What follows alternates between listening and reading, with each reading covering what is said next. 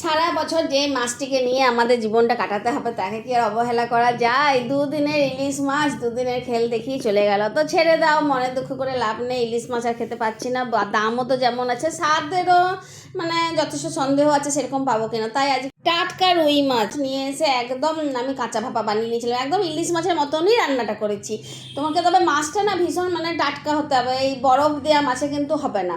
তো মাছটা নিয়ে এসে বেছে টেছে এসে তো জানোই, তোমাদেরকে দেখাতে পারিনি, তাহলে বেছে ধুয়ে সব কিছু করে নিয়ে তারপর তোমার সর্ষে পোস্ত বাটা, সেটাকে কাঁচা লঙ্কাতেই বেটেছিলাম।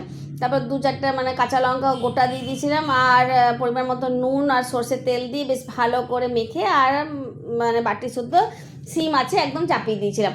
তারপরে মাছটা তোমরা দেখতেই পাচ্ছ সেদ্ধ হয়ে গেছে, কি সুন্দর মানে দেখতে হয়েছে। আর টাটকা মাছ মানে দেখতে কিন্তু এরকমই হয়, এটা চিনে রাখো কিন্তু, টাটকা মাছ চেনার লক্ষণ হচ্ছে এইটাই। তো রান্না হয়ে যাওয়ার পর আবার একটু খানিকটা তোমার কাঁচা সর্ষের তেল ছড়িয়ে পরে নামিয়ে নিলাম, আর খেতে হয়েছিল অপূর্ব।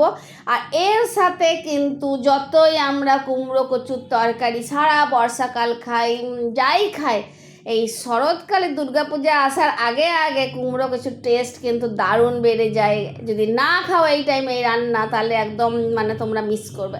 তো কুমড়ো কচু একটা রান্নাও করে নিয়েছিলাম, আর রান্নাটা বিশেষ করে আমি এত ভালো করে ফেলেছি যে মানে আমার ভাই এখন এসছে পুনে থেকে, তো ভাই বাবু বললো যে তোমার মাংস রান্নার থেকে এই রান্নাটা অনেক ভালো হয়েছে। আমাদের দুটো রান্নাই তো খেতে অপূর্ব লাগলো। অনেকদিন তোমাদেরকে ব্লগ দিতে ভিডিও ছাড়তে পারিনি, এই তো ছাড়া শুরু করলাম, দেখি এখন কি হয়, আবার কতদিন ছাড়তে পারবো কি পারবো না। আর আজকে ভিডিওটা শেষ করছি। তোমাদেরকে এই যে আমি বললাম না আমার রাস্তার ধারে ঘর, তো এই দেখো কালকে মহালয়া, তার আগের দিন রাস্তাতে একটা মানে মহালয়ারই একটা ছোটোখাটো উৎসব অনুষ্ঠান নিয়ে মানে আমাদের এখানকার একজন পার্টি। জিভও কাটবো না আমি, জিভে একটু লঙ্কা খাইয়ে দেবো, চলবে?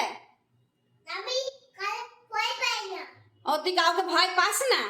তাহলে কাকে ভয় পাস? হ্যাঁ, কারো কেউ না।